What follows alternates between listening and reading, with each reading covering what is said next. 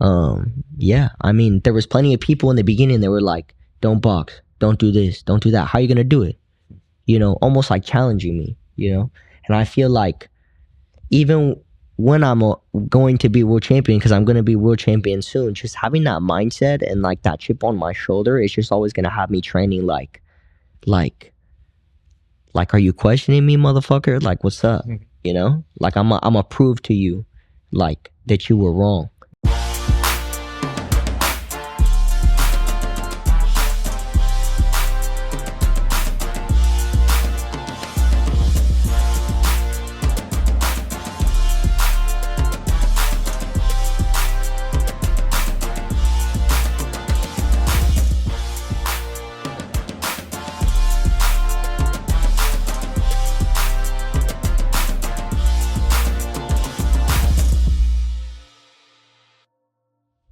What is up, ladies and gents? It is your friendly neighborhood BJJ podcaster, Rafa Esparza, coming to you with another great installment of the Grappling Hour. I hope you're excited for this one. We're reaching outside of our depths. What do I mean by that? I mean, granted, you come to the show seeing grapplers. I got a guy here who's a pretty solid striker, so much so that we're going outside of the world of grappling to the world of boxing. We'll get to him in just a second, but back on me for a few extra moments. Before we begin the show, I hope you like the show. And if you do, we would love it if you would leave us a like, a comment, and, subscribe to us at the same point. And if you don't know what you want to comment on in the comment section, I will give you a prompt by the end of this show. So like, comment, subscribe. Additionally, if you like this episode, you can see my interviews 30 days before anybody else by going over to patreon.com/grappling hour. What do you get? $5, 4 interviews a month, 30 days before anybody else. And for a few extra dollars, you get to see extra bonus content, including tape studies, which we're going to do for here. We're also going to do extra bonus content you won't see anywhere else. And we got 2 segments that people like for whatever reason. I don't know why. One called Roast Raf, where people roast my competition footage. Don't know why you guys like that one, you sickos, but you do. And the other one, which is called the Grappling Hour Challenge. What happens in that one? Well, we have a lot of high-profile grapplers on this show. We give them a card with a submission, and they have 2 minutes to hit that submission on me. Here's the caveat. That time, I get to roast them. And no disrespect to these world champions, but I'm funnier than they are good at jiu-jitsu, I'm just saying. So, sometimes I win, sometimes I don't. You got to pay to find out. All right, check that out at patreon.com/grappling hour. Last couple reminders. If you want to get yourself some Grappling Hour merch, head on over to rafasparza.com/merch. Support us. All that money goes directly back into this show. And last, my friends, but not least, if you want to continue the conversations that we have here on the show, you can head on over to our Discord at Grappling Hour. Let's get to our guest. I was introduced to this young man when he came to visit us here at Mama. And obviously, I could see his acumen as a striker. He was brought in as a friend of this gym for his incredible striking. And it's fun to watch. When you see somebody, they become somebody you're rooting for. It's easy to root for his fights. His fights are very fun to watch. He's had an incredible record. And today, he brought us this beautiful WBF belt that has previously been held by the likes of Holyfield, Roy Jones Jr., and now adding the very, very prestigious title to your career. Ladies and gentlemen, please welcome to the show, one, Mathias Radcliffe. What's up, guys? Thanks for having me. Good. Pleasure to have you here. Sir, look at this belt. It is so pretty. Congratulations. Thank you. And I stare at it because I'm thinking to myself, first off, not many belts are super blue like this, but it pops, bro. Yeah. It's a good looking belt.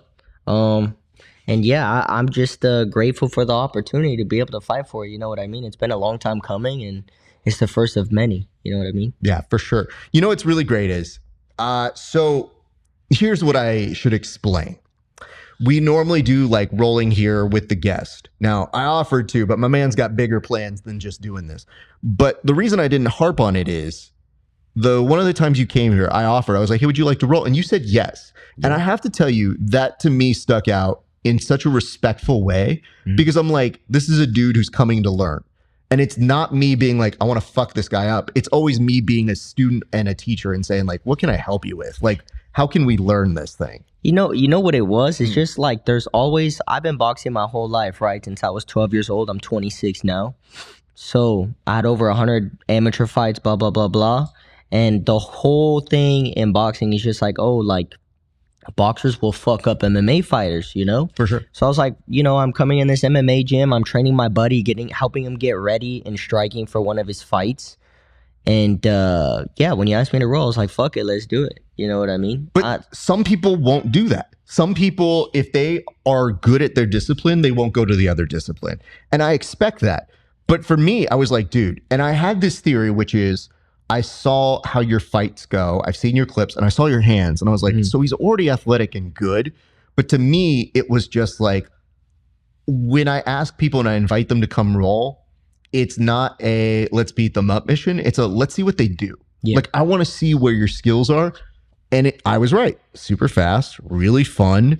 You know, it tells me that if you wanted to have done this sort of a thing and dedicate this the way you would have done to boxing, I think you would have done pretty well. Oh, yeah. So sure. I was very stoked about that because I was just like, oh, shit, I'm right.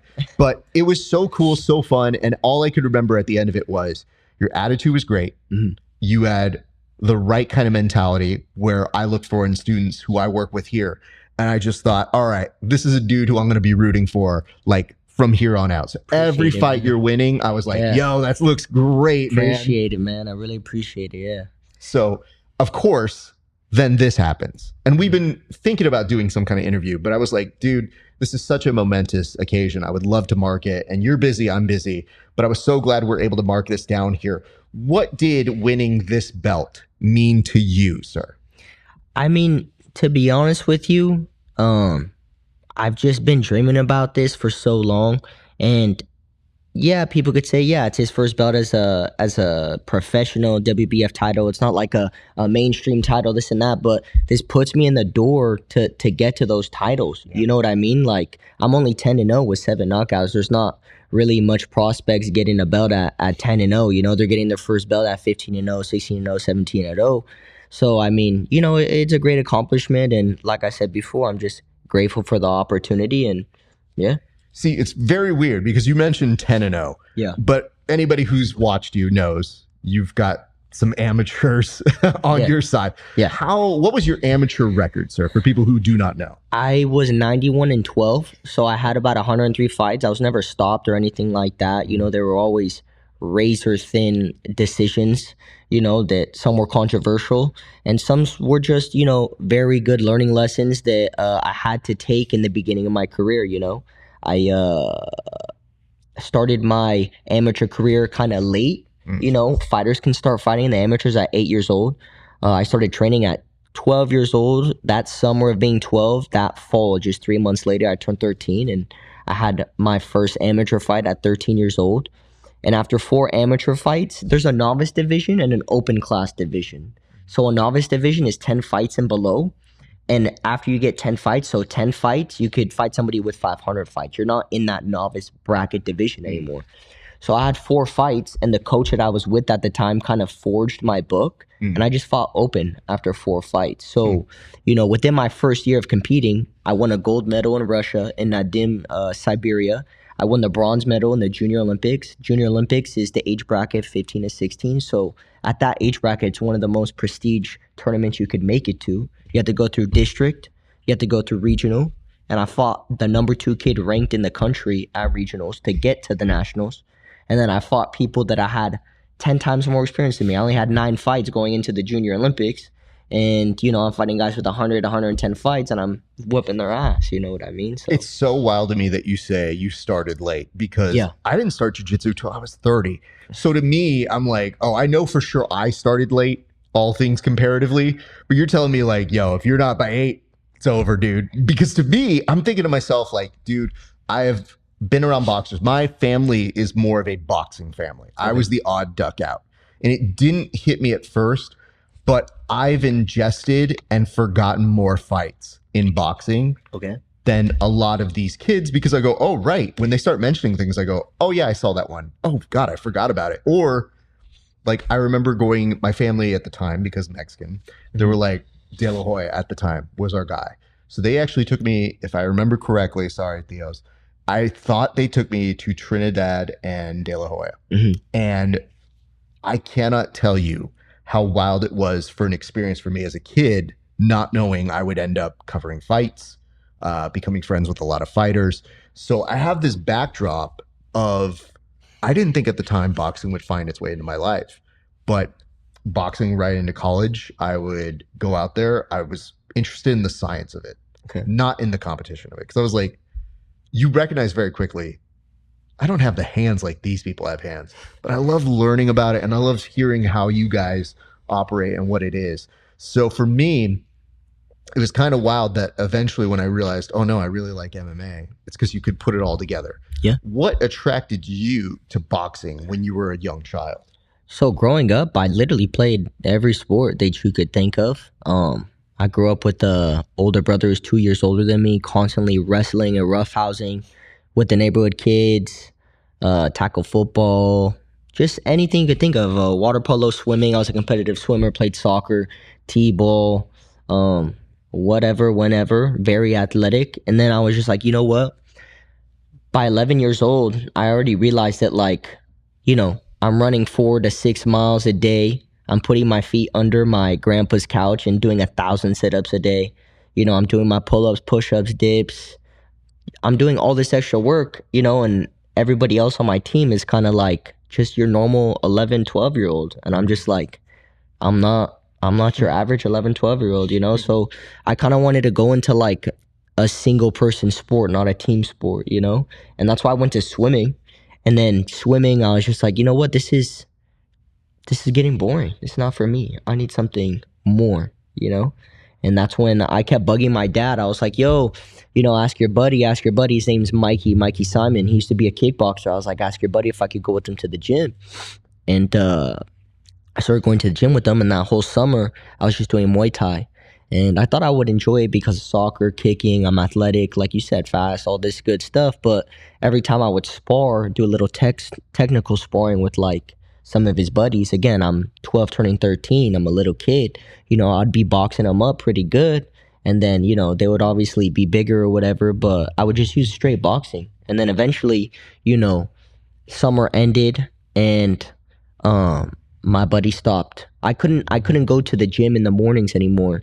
You know, and his buddy stopped training me for that reason because I had to go to school. So I just would go in the evening times, and then the coach at that gym was like, you want to start training with us? You know, you want to be a fighter? I was like, yeah, let's do it. Fuck it, let's do it. And then, yeah, within my first year, I did all those, you know, accolades in my amateur career, you know? Can I stop here? Yeah. What were you playing in soccer? I like midfield because, again, I just put in so many miles. I would never get tired. I've always been known to have a third lung. Even in boxing, people are like, bro, you put a very high level of pressure. It's not just like there's a certain culture in boxing that pressure fighters get this deem of just coming forward and getting punched on, you know? I've been boxing since I was 12 years old. Look at me, man. I'm still a handsome young man. If I was just some dumb pressure fighter, I wouldn't be looking like this. You know what I mean? From my perspective, and I might not know, you just break people's wills. Like when I watch your fights, I've seen people who aren't technically far off from you, but when you get on a roll, you hone in on them and you break them. And wait. Sorry to interrupt. Can I stop you there? Please, look, you just said, and I haven't seen people much technically, you know, off from you.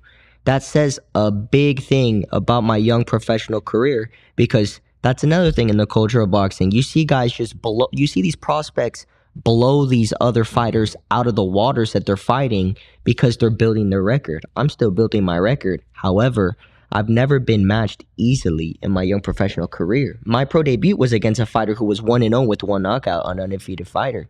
In my young professional career, as of right now, I've fought 3 to 4 undefeated professional fighters, and I've taken their will and I've beaten them up and I've stopped them, and you know, I've had to do countless things to make certain fights happen in my young professional career, not being signed to a mainstream, you know, promotion in the past. Now I'm signed to a promotion, but you know, I've had to give up weight, you know, come in heavier, you know, do certain things that, you know, sell an outrageous amount of tickets. It's just, yeah, the list goes on, but yeah, I just wanted to stop you there because yeah, that's a big thing. Is I've been tested since the beginning. Like I said, I had 4 amateur fights and then I was put open. That's just been my story since the beginning. I turned pro. Hey, you're gonna fight this guy. 5 days notice. Oh, he pulled out because he wants more money. You gotta fight this guy who's 1-0, one knockout. Fuck it. I'm a fighting motherfucker. Let's do it. You know? Because here's how it works for me. I see a lot of fighters say their piece. Everybody should be their own best advocate. Yeah. I don't take that away from them. But not everybody can produce results. So you aren't saying, oh, fuck this guy, fuck that guy. You're just saying, hey, watch this show. That's it. And then you deliver. The thing that I appreciate is when you get like a knockdown, you get this glimmer in your eye and it's controlled, but it's like, now you go to work. And I see that work and I think to myself, like, that's somebody you want to watch. Like if you're somebody who's a casual fan, maybe you don't know, but if you see someone want it that bad, how do you not get behind that? So for me, when I see those highlights and, you know, I'm doing my research here, you know, as I was putting together the gym here, I had it on in the background. Yeah. And like, I know the result to the fight, but I'm still like, ooh, oh my God, that looks so spicy. Yeah. So, you know, it's great to have that body of work because when I look at it and I see that's the culmination of years. So one of the questions I like to ask for grapplers to start is, do you remember your very first boxing experience? Of course, man. So my first day training with that trainer, when he was like, hey, you know, your buddy doesn't train you no more. You want to train with us and become a fighter, like a boxer fighter? I was like, yeah. That first day, you know, it was 2 of us on one treadmill keeping up the same pace, you know, and he was just testing, like, who's going to break first, you know? Like, okay, cool, we did the warm-up. Okay, the next exercise, strength and conditioning. Okay, now put on the gloves. Now do this, now do that. So, no, I remember my first boxing experience. I remember my first boxing fight.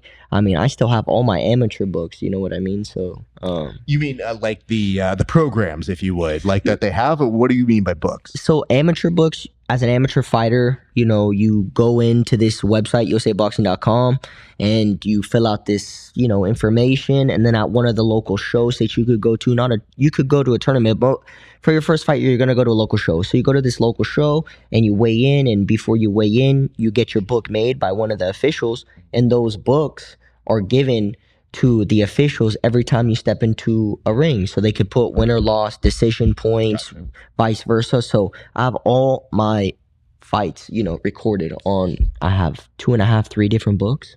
So it's like a boxing passport, if you would. Exactly. Okay, got it. I just want to make sure, because again, very dumb grapplers. Yeah. We don't. No. Not dumb, No. Listen, I know my audience. It's a bunch of stoners and burnouts. I need them to understand what you do, because to me, I could understand if a grappler came up to me and said, I've had 120 matches, because you build that very quickly. Yeah. In boxing, you feel like there's maybe a little more wear and tear. It's different, obviously, of course, but to you guys, it's another day at the office. It's just like hard sparring. Yeah. So when you have over, let's say, about 110 amateur fights, you know, that's really the only time you experienced any kind of loss. But like you mentioned, they were decisions. Like, was there a particular loss that you pulled from in that experience that you said, okay, I really learned from that experience? Because I just feel like you're the type of person, you seem like a student of boxing. Yeah, I really am. And with that, I'm just curious, from your own experience, what did you pull away from one of those experiences? So in 2018, I was going on a tear. I was at a weight class, 64 kilos, which is 141. And I'm about 5'6", 5'5", and some change. So not a lot of people thought I would be successful in that weight class, right? I go on an absolute tear that year. And I'm at the Eastern Olympic qualifiers in Chattanooga, Tennessee. And before that, I went to a different national tournament in Oxnard, PAL. And again, like, I'm tearing through the competition, but I fight this another high level dude in my weight division, Charlie Sheehy, you know. He's, you know, ranked in that division. It's a new division for me. I haven't been ranked yet. And, you know, he's a taller guy, 5'8", 5'9", beautiful jab, whatever. And I'm trying to box with the boxer, you know, and I end up dropping a close decision with them just because, like, I'm being stubborn. I'm like, no, like, I want to look pretty. I want to keep the distance. I want to do this. I want to do that.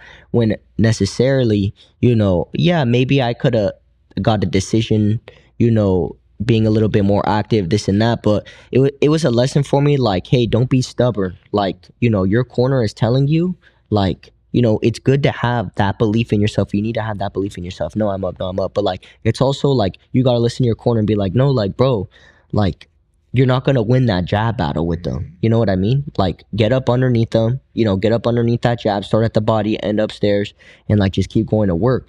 This is not this type of fight where like, you could sit there and buy time and kind of like feint and waste a minute and a half of the round and then steal the round at the last 10 seconds. Like, no, man, like go to fucking work. So when I dropped that decision to Charlie at the Oxnard PAL, I went to Chattanooga and I fought every single day. And these tournaments, these national tournaments, the Olympic qualifiers, is you win, you continue. You win, you weigh in the morning, you fight in the afternoon, and you repeat if you win. If you lose, you're out. You go home. So I fought 5 days in a row. Boom, boom, boom, boom, boom. Won on an absolute tear. Fought some of the best guys in the country. Again, at a weight class that nobody thought I would have been dominant in. Even at one point in the tournament, some dude DM'd me and was like, yeah, these coaches are funny. This fool is funny. He looked at me, turned to me, and he goes, man, this motherfucker just does not stop. Like, you think he's juicing. I'm like, bro, I've never taken a drug or taken a sip of alcohol in my life, So, yeah, I would say that one in the most recent of times in 2018, like, it really set me up to just have a lot of momentum, That's good. I'm glad that sort of experience happened because it's just further intel on the boxer you want to be as a professional. Yeah. And so it's not like full, like, you got knocked out loss. It's a, man, now I took something from that so I can just keep going. It's a at the end of the day, it's you and the other guy across from you. So it's like, you lost because of you. And that's why I wanted to be in a sport like boxing, a me sport, because, bro, like, if I lose, I can't be like, oh, it was my other, teammate dragging ass, this and that, didn't train. No, it's like, you were being stubborn. Go look in the mirror, slap yourself out of it, and, go do the right job. Yeah, That's I went to, I competed, I want to say about a week ago, and I'm with fellow olds, so I'm competing against 40 other plus people. So it's just like, okay, everybody here is my same age. It's not like you can say, oh, they're younger than you or whatever. Like, same belt ranks, same age. And my first round, me and this guy go, I get 2 points, he gets 2 points. This particular organization is more about who scores the last points. So I know I'm on the clock and I go, all right, I got to stand up and wrestle with this dude. I got to try and get a takedown, get 2 points. This dude, while clubbing and digging, hits what feels like a slap on me. And I was like, oh. And I give him a look, and I know how I look. It's very comedic to me. But it was just kind of like, what the fuck are you doing? And this poor dude's like, I'm so sorry. I'm so sorry. And I'm looking at him, I was like, don't be sorry. I need 2 points. Fuck you. I don't have time for this. And we end up tying, and he gets the decision because he got the last set of points. Okay. So we walk away. Dude goes on to win, comes over to me. He's like, how'd it go? I was like, well, same thing. Lost another decision. He's like, oh, it's all good, man. I was like, you know what it is? I didn't have a good or a bad day. I just didn't win. You cruised. You know what I mean? And I go, and for me, it's not like I'm super mad at myself. I just need to fix shit. And now I know. That's it. And this dude looks at me and he's like, yeah, but I didn't submit you, so you didn't fucking lose. And I was like, sure. Yeah, but I don't want to live like that. I don't want to live like that's okay. You don't want to sit there and like let those little, that's an excuse. Yeah. You don't want to live by excuses. Oh, this, oh, that. No, at the end of the day, the guy that has the belt or the championship is because he doesn't live by those little things. So when that dude told me that, I was like, I will tell you one thing though, sir. He's like, what's that? I was like, when I'm competing like that, if they submit me, it's different. So it's kind of like, damn, this dude's way better than me. It's just, I feel like we're equal in a good sense where I can keep up with you and we can have good rounds. Yeah. But I got to win that next time. So I just told him, I was like, hey, man, you won. Congrats. Like, that's fucking awesome. And he's like, dude, I want to fucking roll with you. I was like, I'll roll with you anytime, sir. That's not the issue. Yeah. But I think it is, for me, and I'm sure, obviously, results being as they are for you, it's a not accepting that and saying like, don't coast on that. You're not going to win stuff like that if you take that mentality. Yeah, you're not going to advance. 100%. So that's why for me, it's like, damn, dude, that record is so polished, so good that the loss that you had to be so influential to keep you on these streaks, to keep you on this motivation to going. Yeah, and look, the amateurs are exactly for that. Like, who cares how many losses you got in the amateurs? Absolutely. Literally, like, it's not a loss, it's a lesson. Yep. You know what I mean? And like, when you're younger, it doesn't feel like that, right? You're like, fuck, like, blah, blah, blah. But, you know, as you go through the amateurs, when you just decide to like learn acceptance and be like, yo, I gotta accept that and just learn from it and continue, that's where you just start to do this. With no, like, in success, it's always like this, right? Yeah. But once you become aware of those type of things, and once you just like put your pride and ego to the side for a quick second, you know, which is super hard for fighters, right? Yeah. Pride as a man, ego as a fighter, like, you just do this in every aspect of your life. It's not just in the sport of boxing. You know what I mean? It's in every aspect. You know, somebody cuts you off in traffic, you're like, hey, he probably, you know, needs to use the restroom or something. I don't know. Have a good day. Yeah. As long as nobody got hurt. You know what I'm saying? Yeah. Of course. There's always certain, and also, you know, just as a rule, situations. please don't pull over and try to fight this man. Like this, I don't know how that's going to go for anybody. I just know this. I would tell you this. There was a slight moment where that collar tie happens. You kind of get hit and you're like, are we fighting now? Like, what's happening? And then I just have this moment where I was looking at him and I go, like, it didn't hurt. Like, none of this really hurts. But this dude's being so apologetic that afterwards, even when we have this discussion, we like shake hands. I was just like, dude, good job, champ. He's looking at me and he goes, I'm so sorry. And I go, dude, it's competition. Yeah. I'm not mad at you. I go, it's different if you had malice and it was a closed fist. I was like, then I don't know what we're doing. I mean, I'll be honest. I don't know what my temperament would be like in the moment. Yeah. Honestly, I don't know, the culture of boxing, how I grew up, somebody hits me low, right? And I'm not like on the floor, like, because it didn't like, you know, it hit me, but it didn't like, you know, make me go to take a knee. Get him back. Let him know, like, hey, you're not gonna get away with that shit. So let's just say, for example, I was rolling with somebody and they accidentally slapped me. I would not stop. I would keep rolling and I would accidentally slap them back. And that's where I thought, I was like, is this where I'm gonna go? And you know what the weird part is that I was so dialed in focus that all I could think of was, I need 2 points. Like, I was just like, I don't have time to wager, are we getting into a fight? I just need to try and get these 2 points. And then I find this dude is being so apologetic as it's happening. Just to give you an idea of the look on my face, I had to screenshot this because I had to see how I looked. I was more like, once I kind of like go, all right, it happened. Everybody's safe. Dude's cool as fuck. We chopped it up. It was very funny. This was the look on my face after it happened, which was, the fuck did you just do? Yeah. Once I saw that, I said, you know what? It's just funny. So afterwards, if that dude, because he was so cool as shit, he's one of those guys, I was like, hey man, next time I would be happy to get rounds with you again. Hopefully we'll see each other in the future. And then, you know, I'm just telling him, I was like, here's my gym. You can always come. Yeah. And he's just like, no, that's damn, super let's cool. go. So it ended well. But like, legitimately, all I could think of was this. I was like, you don't know what's going to happen. Fight or flight kicks in. You have this moment. The referee is already like doing this to you, and you go, I don't think I'm doing. I don't know. I don't know how my temperament works. It's usually pretty chill, but we'll see. And I laughed my ass off. The next question I usually ask people is this. So you mentioned your first day. Yeah. You're doing this now as more than just a hobby at a certain point. Oh, it's never been a hobby. So the second question we ask after your first experience is, when did you fall in love with the sport of boxing?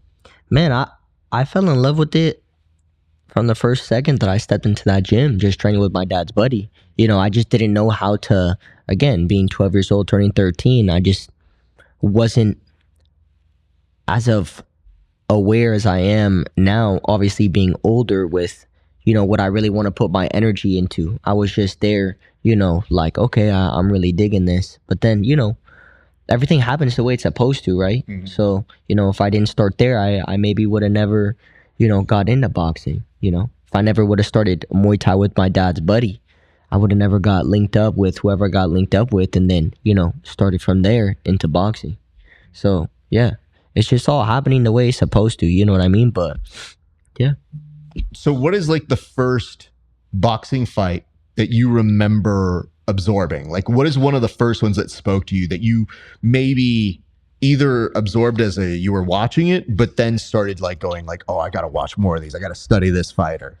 Because I've heard in other interviews, a Roberto Duran fan. Yeah. Real huge Roberto Duran fan. I mean, he's around the same height as me, 5'6". He went from 135 all the way to 160, won a title there. He went up to 168, 175. So, I mean, yeah, an amazing fighter, probably one of the all-time best lightweights in the history of boxing.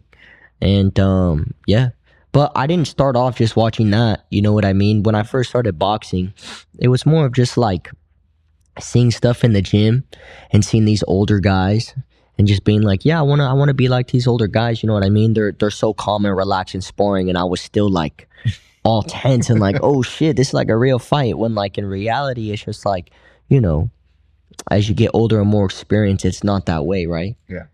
It's like the first time you rolled, you were like using brute strength, no technique, and as now in your journey of like grappling, you're just a pure technician, right? Like you're almost like a scientist in there. And I assume that just because of what you were saying, like, no, I wasn't upset. I was so dialed in. I was just like, no, like, give me those 2 points. Yeah.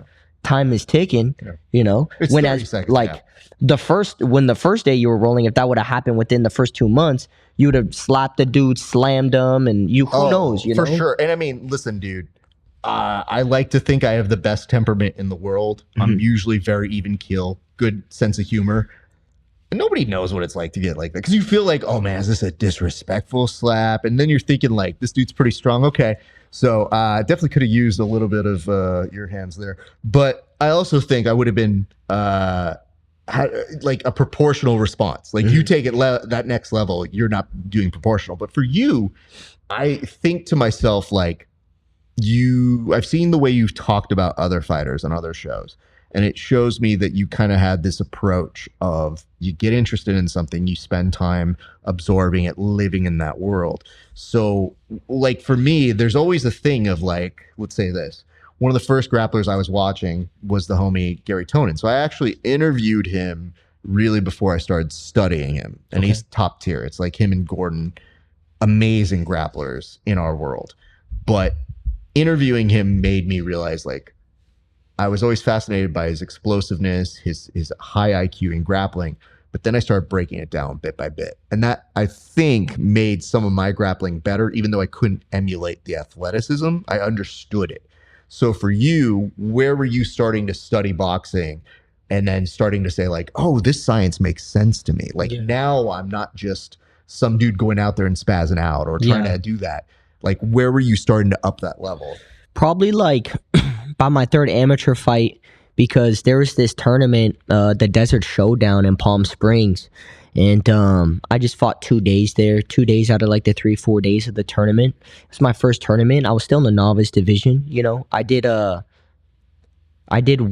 my first fight at Hawaiian Gardens, and then that was actually my second and third fight. And then, the Desert Showdown is like a pretty poppin' at the time when it was still going around.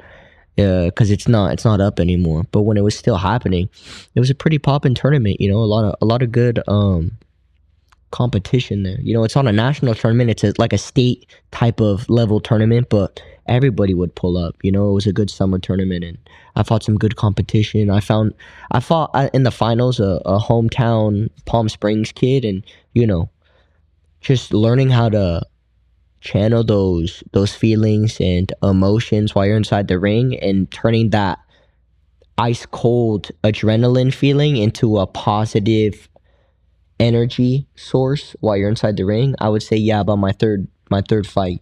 Nice.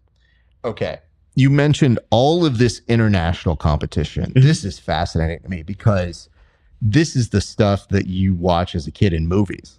where somebody goes, do you want to represent your country? Do you want to go fight internationally? Like, man, that's got to be a huge honor. So you've gone multiple places. Yeah. And I might be out of order on some of this, but you mentioned Russia first. Yeah. I thought. Russia was my first tournament. Okay. First international tournament at 15, 16. I fought at like 48 kilos, 49. It's like 110 pounds. It was my first tournament. It was pretty cool. They set it up like almost like a little Olympic Games. Like they had somebody standing with a pole and a sign at the top of the sign representing, you know, your three letters that represent your country. And like everybody from that country would line up behind that. Oh, that's dope. And yeah, we had 3 fighters, me, another, and 2 other fighters. And, you know, I fought some kid from Siberia the first day, and then the third day, because I got a bye, and then the third day in the finals, I fought a European champion. And again, I only had 4 fucking fights, and I beat him. Yeah, I got my gold medal. Congrats, Thanks. obviously. Yeah, but yeah. still, what did you take away from that experience? Because if it's your first, you gold medal in it, Yeah. it meant you were able to meet the challenge, because that's a higher degree of difficulty, going international, Yeah. representing your country, being young. Not a lot of people know how to manage those nerves, let alone the skill level. So what did that whole experience teach you? Nothing. That, you know, everything that I feel about boxing is true. You know, this is truly destiny for me, and I've known that as a young kid. You know, there's been trials and tribulations throughout my journey, but like I've always known, man. I've always known that I'm a diamond in the rough, and that like everybody has their time, and you know, that was it. That was it. I just knew those things. You know, you don't hear that. You know, what kid with only 4 amateur fights is taking down European champions? You know, in other countries. And it was a pretty surreal experience, because like you have a red corner and a blue corner. Every country has its own boxing school. You know, they stand up tall on their toes, bouncing back and forth like this, you know, in Europe. And, you know, I have that natural aggressive style. It's not even an amateur style. I've never had an amateur style in my life. I've had 103 amateur fights with no amateur style. I never fought for points. I've always fought with bad intentions, trying to, you know, take my opponent out. That doesn't mean I'm swinging wild for the fences or anything like that. I'm very, you know, collected and calm in there, and it's all strategy. However, it's entertaining violence. You know, I'm a very entertaining fighter. Yeah. Okay. There's a couple places I want to go off that, because you mentioned this experience going there, but it wasn't your only one. No. So then what is the next international experience?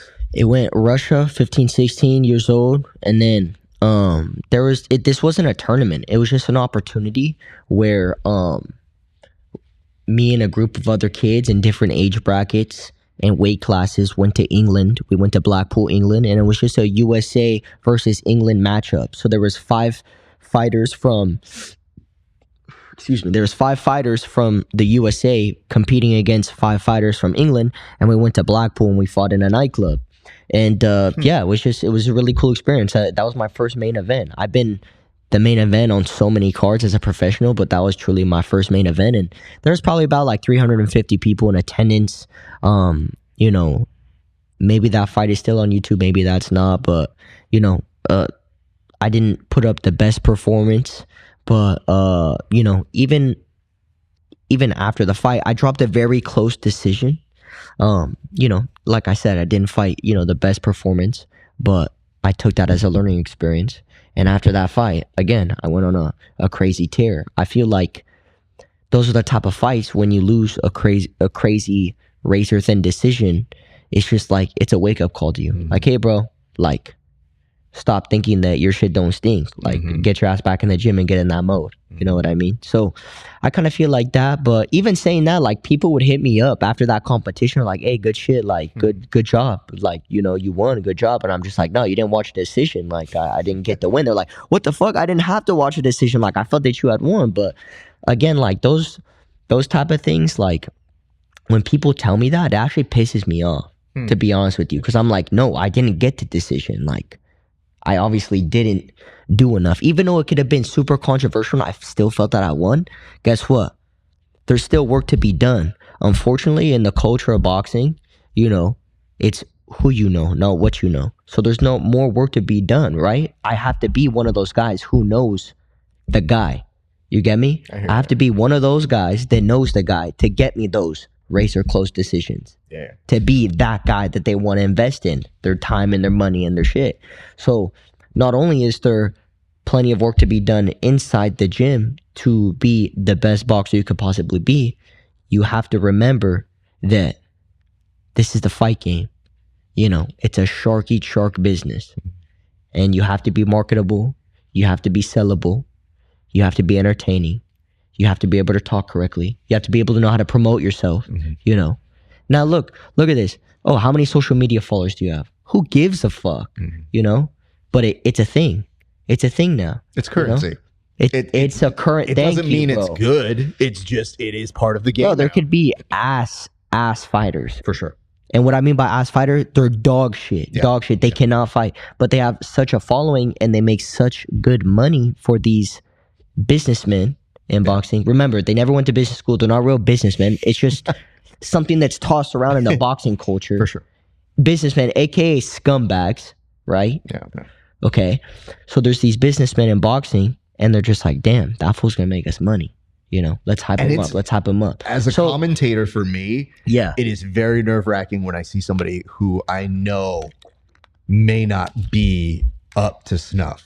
Like, you know, they don't look like they've been positioned the right way. You mean like they know, you know, when they're fucking the guppy about to get tossed in there to the wolves? And you just look like, oh, fuck. yeah. No, and then bro, I'm on air. And I'm trying to tell a story.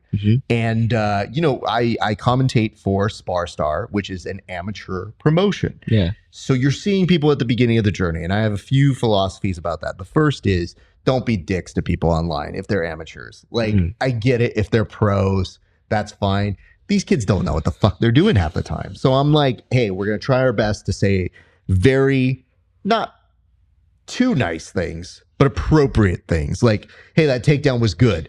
He was missing this or that. You know, very specific things. I can agree and disagree to that. And I agree with you if people are just doing it to learn how to protect themselves. However, I disagree with you because if they wanted to make it their whole life and their profession, they need to be ready for that. People are gonna talk. People are gonna say stupid things. You know, even in my fight that we're gonna, you know, go over, you know, one of the people that were there training for the other guy, he was talking shit to me in the ring, you know, and I never react this way, but I was like, man, shut the fuck up inside the ring. Oh, you know what I mean? I'm talking. Like, I shouldn't have reacted that way. I should have just been like, bro, like, I got the belt. Like, it's a what skill. the fuck are you talking about? It is a skill to have. My thought process is this. I'm talking about online people because comments don't die. Hey, but those are gonna, they don't die, but they gotta learn how to have tough skin because that shit's gonna happen too. You know I just like to tell people this. I'm like, listen, these are the first experiences. I'm talking first, second fights. I go, if you're saying something online and you're talking shit about them, you probably can't fight. The difference is I know how to roast you better than you know how to roast them. The difference is they're working their shit out. So let them figure it out because these kids right now, they may not know exactly what they're doing, but they're trying to figure it out. So I'm always like, listen, it makes sense of what you want to put. Like, just literally think about what you're typing before you type. That's my approach. Also, going on the other end, tell these people who are typing that, but also the amateurs, let me tell you this. If you're going to post, you know, first of all, the people that are commenting don't even have the guts to do what you're doing. So there's that, right? And they're just commenting. But if you're getting comments and engagements, you know, keep posting. Even if it's some stupid negative comment, keep posting. You're getting views. You're getting this. You're getting that. And then I know what you're gonna about to say, you know, well this, well that, but it's just the culture of social media. Everybody loves drama. Everybody loves to talk shit.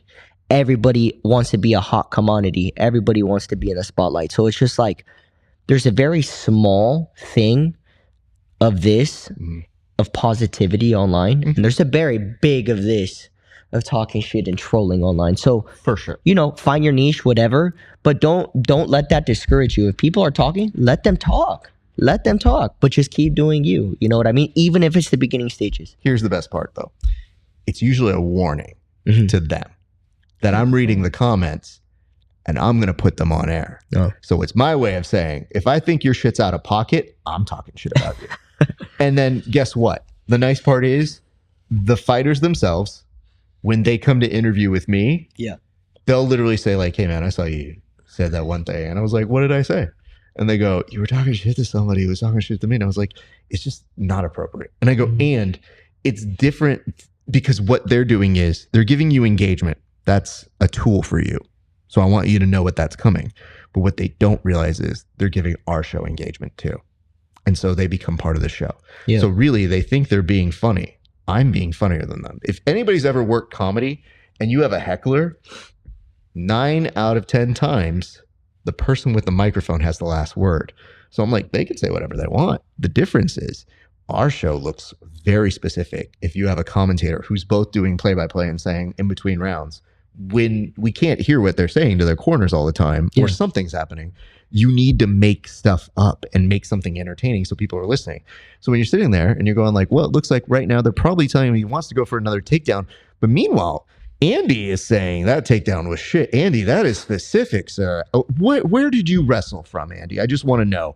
Can you tell me specifics about that? How would you done? Do you have any clips for us? And the nice part is they start to feel more at ease because it's very weird when the TV talks back to them. Yeah. So cool. I have a little thing where I go, if they keep giving us engagement, that's just more views for us. I don't give a shit. Yeah. But yeah, I play the game in the sense of gatekeeper to make sure, hey, listen, if you sucked, if we interview, I might do a joke about you sucking. Yeah. But at least you know it's coming from somebody else who may not train exactly like you do, but I have a piece of the pie that I understand. Yeah. So for me, I'm like, at least we're on the same realm of doing that. What's fascinating to me, and I want to bring this up, is that in other interviews, I have heard you refer to yourself as a chubby kid. Now, hold on. Wild to me because you did soccer for so many years. Yeah. Then you went to boxing.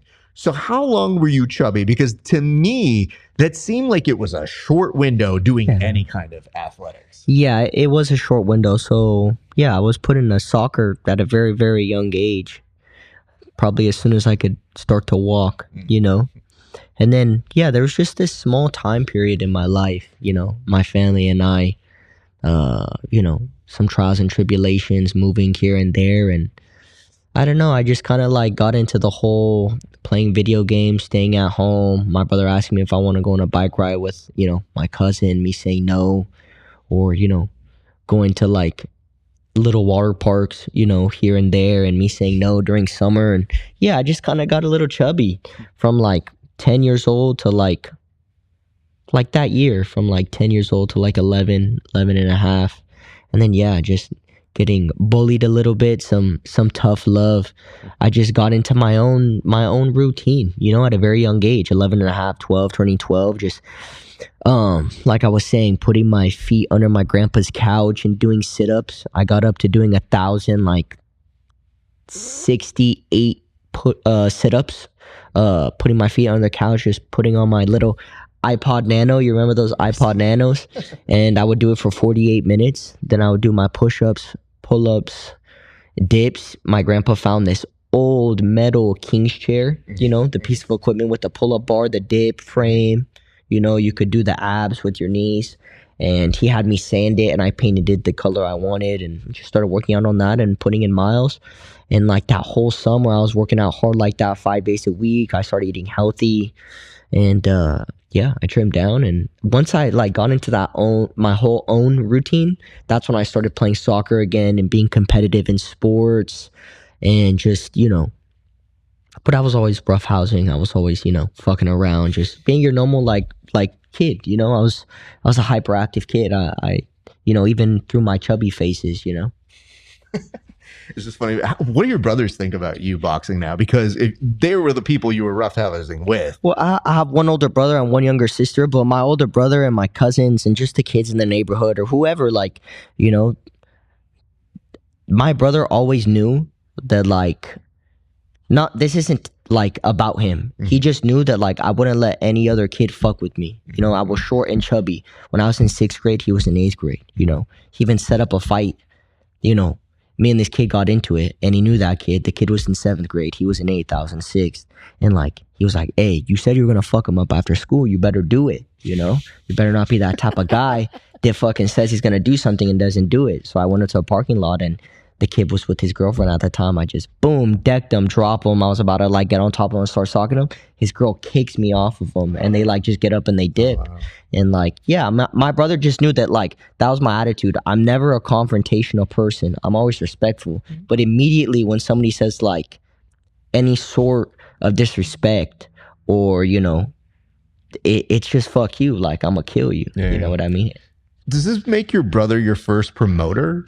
A little bit, probably. Shoot, but no, I got a couple whoopings from him. You know, for sure. My brother's always been bigger than me. You know, he developed faster than me. He was already like tall by like 13 years old. I was 11. I was tiny. You know, maybe 4'11" at 11 years old. Yeah. Dude, that's so wild. Yeah, I always think of it because on my side, I see so many pairings for brothers in the jiu-jitsu world or for wrestling where it's kind of like your family born into it.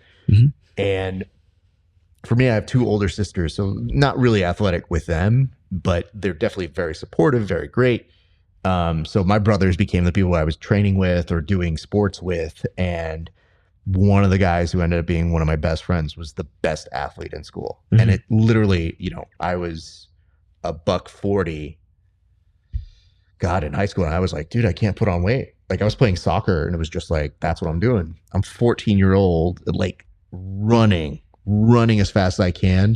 And at soccer, trying to like tackle people and to like take people out. Couldn't move these grown ass men who were 19 years old playing against us. And I was like, what the fuck, dude? Look, we're the same size, just stacked. Like 19-year-old, stocky, could run super fast. And I was like, dude, I think they're more Mexican than me. I think it's really hard to take in.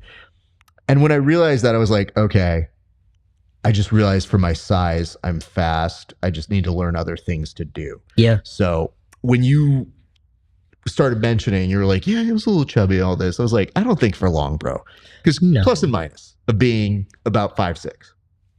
Plus, the difference between getting chubby and getting less chubby, not the worst if you're smart. Okay? Yeah. As I like to tell people all the time, anytime somebody who's like coming in, like a couple of the guys here who are a little bit on like the 125 scale, they'll start showing off their abs and I'll be like, dude, you did 5 sit-ups compared to what I have to do. So get the fuck out of here. You have abs. Congratulations. So I like to give them shit for that. When you mention all these things, I was curious if you had a favorite place where you have fought before, because you've mentioned all these different places, international, you're definitely headlining out here in SoCal all the time. Yeah. We get you great like venues and places out here, but do you have a specific place that you've liked fighting at? Man, I'll fight anywhere. It doesn't really matter where I fight, you know, at all. I'll fight on the moon if that's where I gotta fight. It's just places that I visited, you know. I would say Ireland. I fought in Monkstown at the Box Cup when I was still amateur. Well, Ireland, Monkstown, I mean, it was a beautiful place, you know, stone. Everything was made out of stone, you know. It was real cool. I would say going to Uruguay in South America was real cool. I got to see a little bit of Argentina. But yeah. You were also there for 3 years, you mentioned, right? No, 3 months. 3 months. Like 3.5. Sorry. 3.5, 4 months. Yeah. So you had a good amount of time, and you had mentioned off air that that's where you learned Spanish. Yeah. So you kind of got immersed in that culture. What is that the longest you've been in somewhere else when you were visiting like that? Oh, for sure. Because, so this is what happened. I went to the Eastern qualifiers, right? And I was at 141. Me fighting 5 out of the 6 days. So I lost a split decision in the semifinals, but I still got my wild card spot to go fight in the Olympic trials. However, AIBA's the organization that runs the Olympic boxing. So way different organization than USA Boxing. But USA Boxing at the time hit up one of the coaches from the gym I was at, emailed them and said, hey, Mathias doesn't get this wild card spot this time because we're taking out 64 kilo, which is 141, and we're taking out the weight class 132 and we're combining it and making it 138. So one of the 132 pounders is moving up to 138. He's not going to go down to 125. And he has more international points than Mathias because it's all based off of a point system. It's not based off of a skill thing. It's based off a point system. So, like, look, this guy has more points. So Mathias has to re-qualify. So some things happened outside of boxing. I had a family member pass, a very young cousin, and I didn't go to the next Olympic qualifiers. It was the Western Olympic qualifiers. I've always put boxing first in my life, right? At that time period, I thought what would be best for me and my mental state would to just relax. Let's relax and recoup and figure some shit out before, don't just go hopping. And everybody was like, no, we would understand if you missed a funeral, this and that. I'm just like, bro, what the fuck are you talking about? Yeah. I grew up with this cousin. Like, why'd I miss, her funeral? So I didn't go to the Western qualifiers. And I ended up getting this connection, spreading word on Instagram and here and there, and family members and friends of family members, got in contact with the sport federation in Uruguay in South America. And I went over there and lived there for 3.5, 4 months, tried to gain my spot. I had 5 fights over there.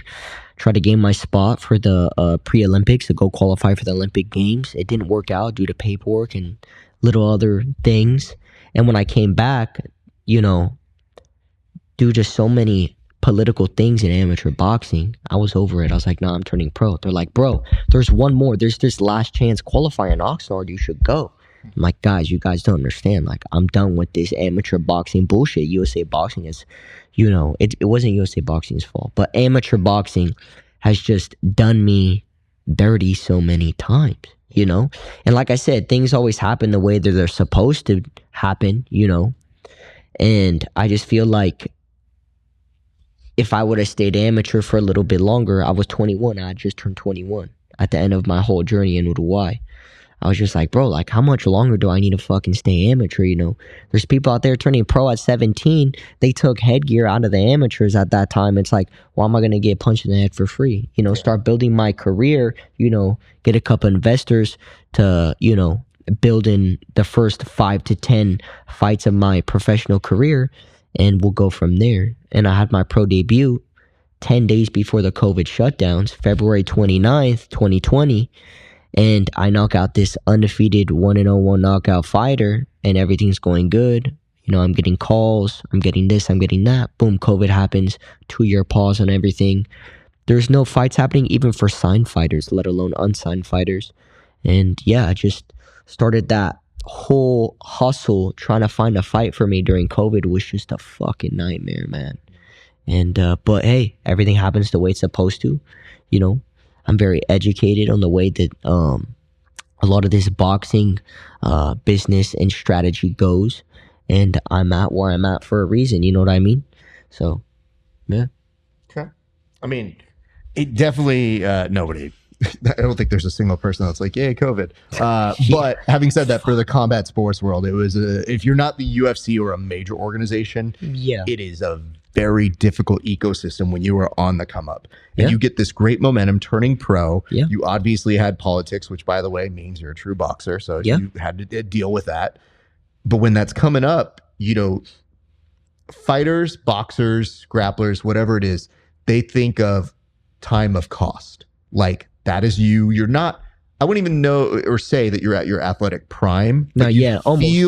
You feel like it's taken away some of that time. Nonetheless, as you mentioned, things work out well. But that's almost like a negative way of putting it. You always got to think positively. Everybody's story is different. Everybody's come up is different. Like I said from the beginning, this has been my story since the beginning. I've had one of the hardest paths from the beginning. Going to every tournament, getting the number one guy the first day, having to overcome that number one guy the first day of the tournament to be able to fight the rest of the 5 days, doing that over and over and over and over again. Within my first year of fighting as an amateur, getting a gold medal in Russia, trials and tribulations in and outside the gym, in normal life, outside of boxing, and in boxing. So it's just, you can't really think of it that way. Oh, I wish it happened this way. No, it happened this way. And under any circumstances, you gotta not only win, in and outside of the ring, you just gotta figure out a way to make it happen. So that's my perspective of it. You know what I mean? I would like to ask this because when you mentioned perspective, there's this hilarious thing to me on my side. I don't know if it's funny on your side, Mhm. but I looked at your social media yesterday in preparation for this interview today. Yeah. And there's a post, you with the championship that we see right over here. Yeah. And you put up a post that says, I remember when they used to laugh. Yeah. To me, I don't see the people laughing because I see a lot of the results. Who the fuck was laughing at you? Because I can tell you this. Mhm. In our short interactions with each other, Yeah. I knew enough to say, I think there's a unique thing to what you do. Yeah. And I'm like, all right, cool. That's my short window when I get to see how you work and what you do. Everything else is on you to then go out and get those results. And you've had great results. Yeah. Who in your mind was that person or those people that you think were laughing? You know, when I first started boxing, it was, don't box. You're too small. How you going to afford it? How you going to get to the gym? I woke up every day. Nobody woke me up. I put in the miles. I either rode my bike, rode a scooter, walked, or rode a skateboard to the gym 2 to 3 times a day, every day. You know, hey, how you going to afford boxing? Hey, I need a job. Hey, pass out flyers to the neighbors. I'll mow your lawn for 15, 20 bucks. Every penny I've ever saved went into flights, hotel rooms, and I couldn't even afford my own hotel room. I would sleep on floors. I would just pay a percentage of the hotel room to sleep on the floor with a blanket. You know, I would budget. I would eat once a day to budget. $25 a day, 5 days, $125. All this was on me. From 14 to 18 years old, I had no sponsors, nothing. And I just started posting content. And one of my longest, most supportive sponsor, Gio, and the whole Salazar family out there in Oregon, you know, he contacted me on Instagram when I was 18. But from 14, 18 years old, I was training 2 to 3 times a day. I was going to school and I was working, and I couldn't afford the gym dues, so I cleaned the gym. After every practice, I cleaned the gym for 2 hours, you know? So, yeah, I mean, there was plenty of people in the beginning that were like, don't box, don't do this, don't do that. How are you going to do it? You know, almost like challenging me, you know? And I feel like even when I'm going to be world champion, because I'm going to be world champion soon, just having that mindset and like that chip on my shoulder is just always going to have me training like, are you questioning me, motherfucker? Like, what's up? You know, like I'm a prove to you, like, that you were wrong, you know? And then a lot of the people that laughed at me were, you know, these so-called businessmen in boxing, you know, sell me this amount of tickets, do this, do that, and I do it, you know, and yeah, you know, on 5 days notice, hey, you got to fight this undefeated fighter. He's putting me in a predicament. I sold all these tickets, you know, and I did that. Not a manager, not a father figure, not a mentor. I did that. I write the checks, you know. I have all the proof and the receipts on my checkbook, you know. What am I going to do? Hit up every individual person and refund their money? Which I have done, but for my pro debut, no, fuck that. Yeah, I'm going to fight the guy, you know, and I'm knocking his ass out, you know. So there's plenty of people, you know, I'm not going to put nobody like on blast or give any specific person some notoriety, you know. All I could say is fuck them. Look where I'm at, you know. Understood. Again, it's just funny to me because I'm not on your day to day, so I don't know who the fuck's doing this. But I just think, no, the culture in boxing, look, man, it's just like short, stocky. And I'm gonna say this, you know, people could think whatever they want, but in boxing, it's always been a race thing. You brought up Mexico and Puerto Rico, great rivalry. Yeah. Mexican and African American. Yep. What white boy in boxing right now is tearing shit up like me, right? Who has spice to him, has a Latino background that speaks Spanish, speaks as well as me, as entertaining as me, who promotes themselves like me. You know what I mean? Oh, so there's people out there that sit there and watch me kind of struggle on the business end, you know, and could, you know, give a helping hand, but they want to watch me squirm. You know what I mean? They kind of want to like laugh at me a little bit, you know? They could have, you know, let out a helping hand, you know? But no, they're going to gatekeep what they're doing because their success, and you can't take that personally. This is a shark eat shark business. You know what I mean? And if people are listening to this and they think it, you know, is to them, hey, if the shoe fits, the shoe fits. You know what I mean? I'm not targeting no specific person. I'm not saying fuck you. What I am saying is I'm aware of this. I remember it. And it just drives me. It puts a fire in my chest and my belly. to go out there every single day. And when you're in a predicament like me, when you're coming up the hard way, 100% is not enough. It's 110% every day. So it's just, yeah, bro, like you're saying, oh, but who's laughing? Like, I know. For me, and in the San Fernando Valley, every time I step inside that ring, I always represent the 818. That's one of the main reasons why I'm here today too, because you're from the San Fernando Valley. You know, you're doing something so cool. I want to be here as of like, yes, I'm getting an interview and this is great and this and that, but like I also want to, you know, put on the grappling hour too. This is a very cool thing that you're doing. Hustlers respect other hustlers. Like when I see you out there and you're doing your stuff and I see how you sell, I'm like, I know what he's doing. And then you're here today because you see me on the grind, solo person here, set this all up, tech directing this all myself. Yeah. We're our own industries. Literally. So we're the franchise. Literally. So when that happens, it's literally like, it's an acknowledgement of, I see you. And let's backtrack to this, right? Let's just say you're making 6 figures a month based off of this podcast and you have me here. And, you know, this backtracks to the people that could have gave me a helping hand, right?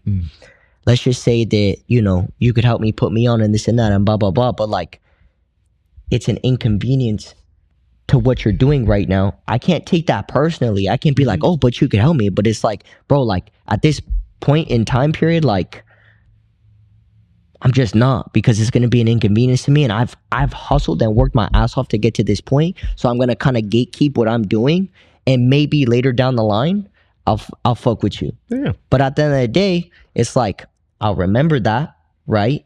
And when I'm on, it'll be mutual. It'll be mutual. But it's nothing personal. Sure. In this business, you can't take nothing personal. It's as simply as, I understand, and now I know how to move. I tell people this. I tell people, I'm like, maybe we're not doing business today. I won't shut that door. Yeah. Maybe it doesn't make sense for both of us. Yeah. And then you say, all right, open door, talk to me when it makes sense. Because it might not make sense for you. It might not make sense for me, but we can always revisit it. That's it. And I feel like that is the approach of it. I think you brought up something that I always tell people. The working joke that I have at comedy clubs, which is always like, you guys ever notice with combat sports, it's like the last place you can be racist? You guys notice that? Because you can basically show up and you'll be like, who you rooting for? I'd be like, the Mexican guy. They'd be like, why? What the fuck? No reason. Just a guy I like. Yeah. Just the dude I like, no problem. Yeah. And everybody goes, yeah, that's fine. No, yeah. Or on the bullet points, you get Dana White at the press conference going, yeah, that dude's a real good Mexican fighter. I'm like, can you define that, sir?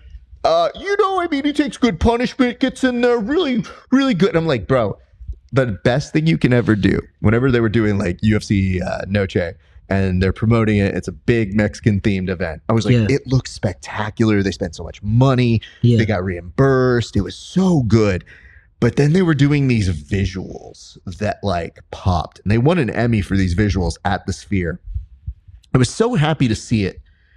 But the buildup was literally doing the most fan service to every Mexican I've ever seen, just being like, I'm going to compliment you guys. You Mexicans are fucking great. And all of us are like, yeah. So we're very easy to win over here. That's funny you say that, because in like 2-3 fights ago, when I was fighting this dude, Axel Miranda, the announcer was like, and Radcliffe drops the Mexican. Like, I'm just like, bro, what the fuck? Like, okay.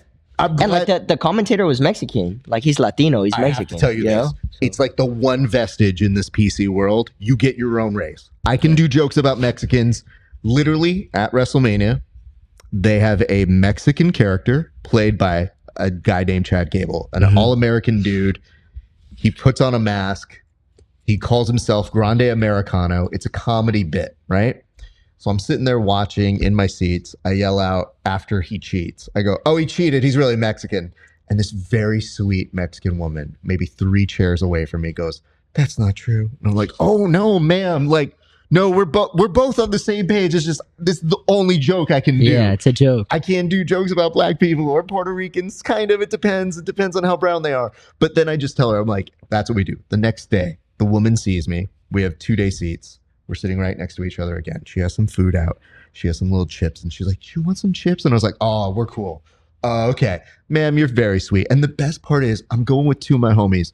Yeah. One of who is an aspiring pro wrestler, has a huge following, amazing dude, power lifter, amazing, super fit. The other dude, my homie who was about to go fight for a championship, which he won, with like a 14-4 record. She sees me wearing a t-shirt. She goes, "Are you guys famous?" And I was like, "I wouldn't say I'm famous." I go, "I would just say I host things and I sometimes interview very big people." I go, "These guys are going to be super famous." And she's like, "I want to take photos with you guys." And I was like, this is the sweetest woman. And here I was nervous being like, oh man, this is definitely a racist joke that I can do. Yeah. But you bring up a good point, which is this. This is something I wanted to ask as we're starting to circle toward the end. Okay.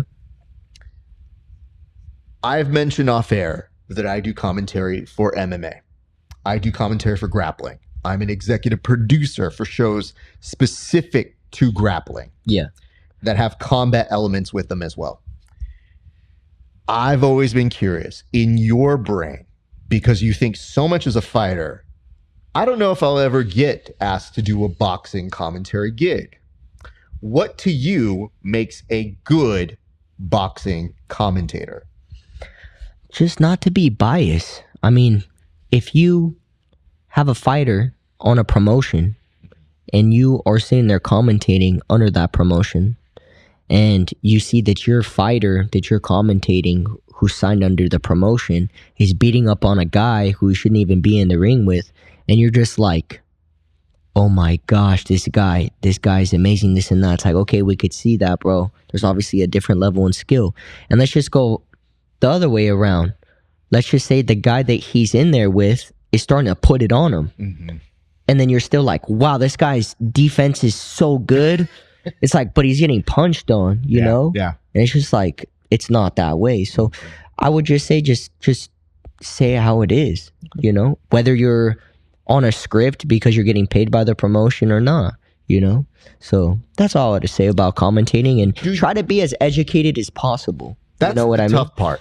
If in your opinion somebody's up 4-2 in an 8-round fight, and then he wins another 2 rounds, he's up 6-2, but at the end of the fight you say it's a draw, you know, you don't sound too well educated on the sport. Let's know what I mean? I think that's more of a damnation of the American education system, because people can't do math. What is more alarming to me is, from my perspective as the broadcaster, I feel like you are supposed to have, if you have a 3-person commentary team, you need what I normally do, which is your play-by-play guy, narratives, somebody who brings in the story, because you guys do the job of being athletic. We need to get people to care about you. You need to tell their story, tell what's important to them, and really try to summarize, whether it's from interviews, media days, talking to people like you, where you're telling why this is important to them and what it is. So like, just from a summary, if we were listening today, AI, you can give this to whatever commentator does him next. It's like, you have a young man who came on his own to this dance, worked his way as a guy who thought of himself being chubby, was very, very aggressive as a kid, found an outlet, not just through multiple sports, but through the one he truly loved, and has made it a passion, has fought internationally. What this means to him is being in the realm of a legacy contention with those same names that he grew up with, and now adding to his own resume each time he fights. That's what you're supposed to do as a storyteller, right? Something along the lines of that. Yeah, correct. Right. But the thing is, you do them in 30-second hits, and that's what you're trying to hit, which is build that. So that every hit, every moment that you get a knockdown, it's closer to them achieving a dream and doing something bigger. I've seen on a reel on Instagram, like, you know, John Anik or whatever from UFC. Yeah, he's like, and you know, he's yeah, you know where I'm going with this? He's like, yeah, like he needs to, you know, fight for custody for his kid or some shit. It's just like, oh shit, like, why are you like putting that on the broadcast? You know what I mean? Dude, that was crazy. There's a moment where I've always done a John Anik impression, which is always, when he talks, it's right here in the pocket. And it's like, it's right, the broadcaster voice. And it'd be different because I've been in those same places as him, and I've heard him talk in person. My main thing is talk like you talk as a person. That is his real voice. So I go, okay, we're good. But cool. When he did say the custody battle one, that was a moment where I was at home going, bro. No, and shout out John Anik. I like John Anik. It's just, I hear what you're saying. There's some certain things that, like, commentary, you know, should hit on. Yeah, but that's the one job. The other jobs are analyst. So you bring in somebody, usually a pro boxer, if you can, who's breaking down the science of what they're doing, saying like, Yeah. oh man, this He's is what setting they're it doing. up. This is this is good for him right here, and telling you the science behind it. And then sometimes you have a wild card, somebody who's coming in. So when they did, Logan Paul and Mike Tyson, and Rosie Perez shows up, it's like, goddamn, Rosie Perez, I love you. What are you doing here? Yeah. Like, God bless. This is an amazingly big clusterfuck. And Morrow is doing what I would normally be doing on a show. And I'm like, he's got energy. He loves it. He's passionate. I'm okay with that. Yeah. But I always have thoughts on commentary. And I just wonder, do you, when you watch fights, turn off the commentary and just watch the fight? I never turn off the commentary just because, I don't do it, but yeah, it's just, I don't know.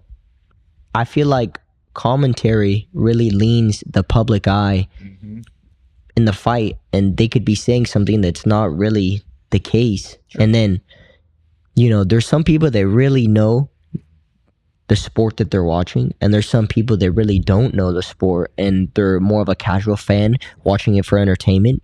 And when you have a commenter or whatever, if somebody speaking on the fight and they're not really giving a non-biased opinion on the fight, they're kind of swinging people the wrong way. And I feel like there's certain fights that, like, it was a good fight, but the guy that they were pushing so hard for, let's just say he loses, you kind of give him way too much credit for something that wasn't even really necessarily happening. Yeah. You know what I mean? Let's put it this way. I try to be pretty down the line when I do it, but I do occasionally feel that if I am truly feeling this person won, I will say it on air. I'll be like, man, I think this person might have won. But I also do the post-cage interviews. So what I've learned is there's some times where I go, well, that dude definitely won. Womp, womp, womp. What? Other guy? Oh, shit. I literally said the other dude won. So he doesn't know this now. Yeah. But if his team's watching or he watches later, for sure is going to hear me say like, nah, he didn't win. Uh-huh. So I've just always taken it from the approach of the same belief I've had about jokes. From day one for us, jokes. For verbal tap. For all the stuff that I do. Yeah. I don't do a joke that I wouldn't do to your face. So I've always told people, if I do a joke about you, I will do it to your face because I feel like it's the only accountability you can have. So the same thing is, if that dude asked me like, yo, you thought I'd lost? And I'd be like, yes, here's why. Based on my criteria. I'm happy you won for you. Yeah. But here's what I thought. And at least it opens it in a fair way. I think that's a little bit different because it is a very difficult job. I will tell you from the commentary side, sometimes you're filling air for 6 hours and you're literally reading horoscopes and being like, what the like, I got to keep this entertaining. You only run out of so many stories. And all you amateurs, I say this literally on every show. If you put your profile on private, what the fuck am I supposed to say about you if you have a 0-0 record? Sell yourself. No one's going to see you on a speed bag and know exactly what you're going to do in the cage. And to go back to what I was saying, I'm not shitting on nobody, right? Sure. I'm not shitting on nobody. Commentating is kind of like your own personal preference on how you look at fights. Same thing with judging. And that's why it's very important to like really, in my opinion, because a lot of fighters turn pro without a vast amateur career. My opinion is have a good amateur background because it really teaches you how to win. It teaches you what certain judges are looking for, and it teaches you to win in every aspect. You know what I mean? Okay, this fighter has a style where he comes forward. I need to, move around, fight in spots, work the body a little bit more to slow him down. This fighter, he fights long range. Okay, I need to fight this style, get a little closer. Stay on them. There's certain things that you need to know, but the most important thing that you need to learn and know is that judging is based off of how they feel you win a fight. So there could be 3 judges, 5 judges, whatever it is. And this guy likes pressure fighters. This guy likes somebody who's keeping at the end of their punch. And this person likes a mixture of everything. So you really learn how to like be appeasing to every single visual of a different judge. You know what I mean? And that's the most important thing is the amateurs taught me how to win. Whether it's ugly, whether it's pretty, whether it gets a little rough, it doesn't matter. I'm going to win. Under any circumstance, I'm going to win. same way you conduct yourself at like a board game night or anything? Are you this guy when you're playing? Catch me in Uno, bro. Oh, and then, Uno's- or rummy, me, my grandpa, and all my cousins, and my siblings. We used to all play rummy together. I And love rummy's a good one. Oh, rummy's the best, bro. I love that shit. Yeah. You know what's wild is yesterday at a little charity poker thing, when I'm there, I forgot. I was like, it took me like maybe 2 or 3 hands. Yeah. If I play casually, it's very chill and like loose. I walk in, it's a tournament.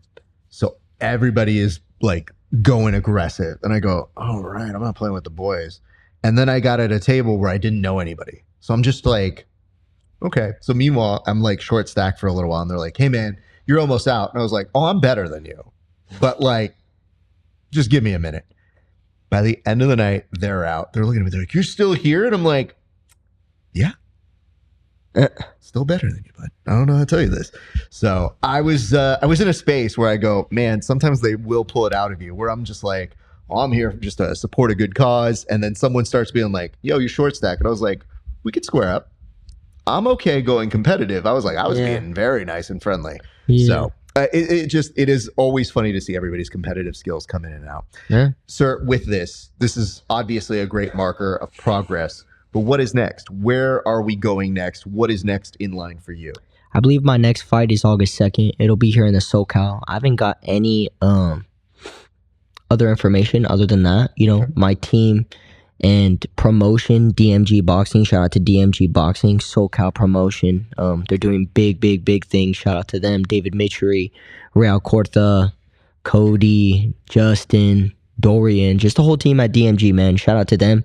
August 2nd, it looks like they have an event June 7th. So I'm sure that not only will I be there and be showing support, but I'll hear something shortly after that, more details.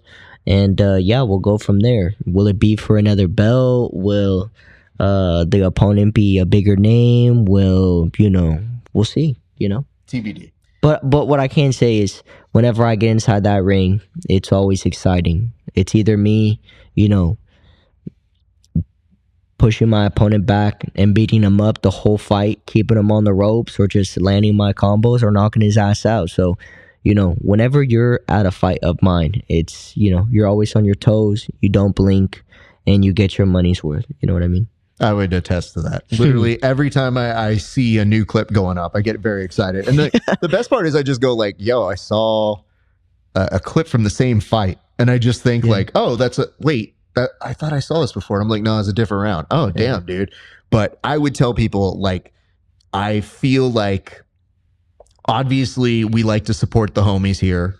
You come in, you're friends with a lot of the friends here from the gym, which always opens things up very nicely. Mm-hmm. It's different when they go out and get the results, because then it makes it easier to be like, I think we need to interview, because the results speak for themselves. It's not like you just got the interview just because I know you or I know you by proxy. It's because the work merits it. No, trust this took a little bit. You were like, I asked one time, I was like, oh, let's get on the podcast. You're like, hey, let's let things marinate. Let's, build yourself up a little bit. And when something pops up, we'll for sure get you on the podcast. I didn't say build yourself up. 100% didn't say that. I know something along the lines. What I say is this: when it makes sense. There we go. Because I don't love doing this. But you mentioned something a little bit earlier, and I want to give you some perspective on this. You mentioned you don't love it when somebody says you didn't win a fight, but it was a good fight, right? No. Like, I didn't, let's just say, for example, it was a very close decision. Sure. And I didn't come out on the winning side as an amateur, but they would come up to me and they would be like, oh, I thought you won.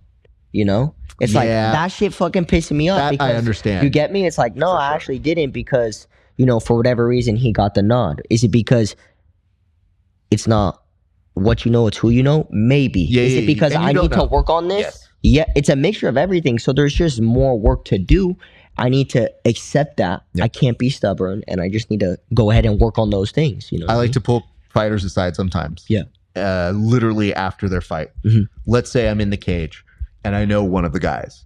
If I thought it was a fucking good fight, I'm not going to go interview you per se right now, but we're going to talk. And I'm going to pull you aside and be like, hey, you need to fucking chin the fuck up. That was a good fight. And sometimes they fight me. Sometimes like, I didn't get my result. And I was like, you need to understand I'm an outside perspective that you don't have yet. Yeah. And when you go back and revisit this fight, you're going to see why it's so good. And I've had fighters in the future come back up to me and go, I see it now more. And I go, right, you should want to win, and I don't want to take that away from you. And I don't baby people. But if I tell you it's a fucking good fight, you got to trust me. Yeah. What's stinging is you didn't get the nod.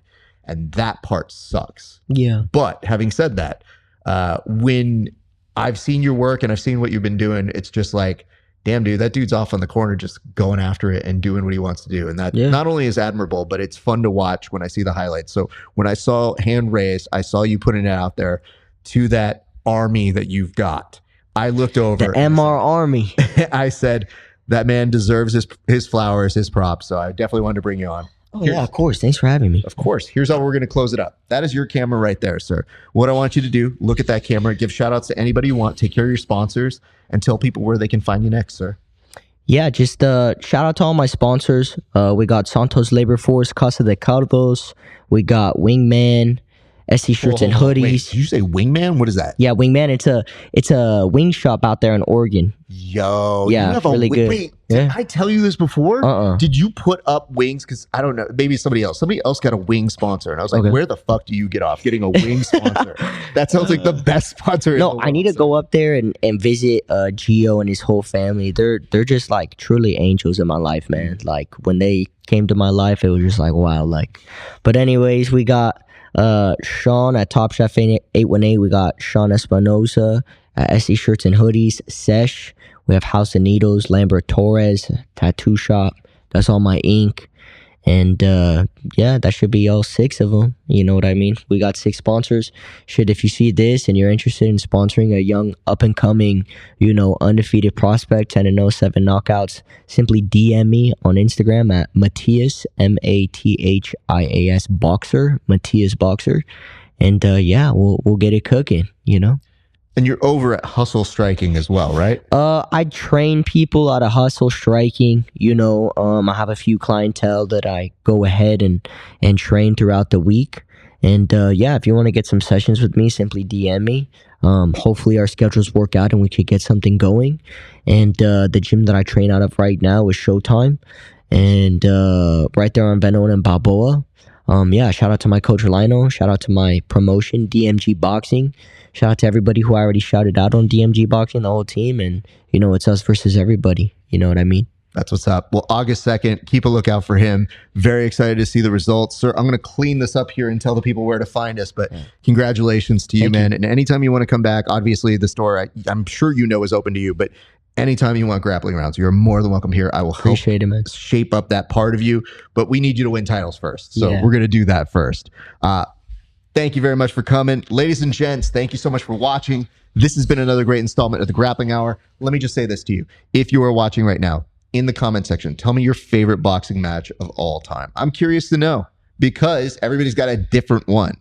And I always love hearing what you guys enjoy. So put that in the comment section after you like, comment, and subscribe as well. Additionally, if you want to support the show, patreon.com/grappling hour, $5 a month gives you early access to all my interviews. And for a few extra dollars, you can see extra bonus content not available anywhere else, including a tape breakdown study of this man's last fight that you don't want to miss. Last couple reminders, rafesparza.com/merch, get you a hoodie, support the show. It says Grappling Hour. It means a lot to me when I see you guys out there. Don't think I don't see you. I would look at your photo. I stock photos. Like if you've got stories, I'm looking to see if my shit's on there. And if I see that somebody else in your story is wearing my shirt and you're not, we have issues. We have beef.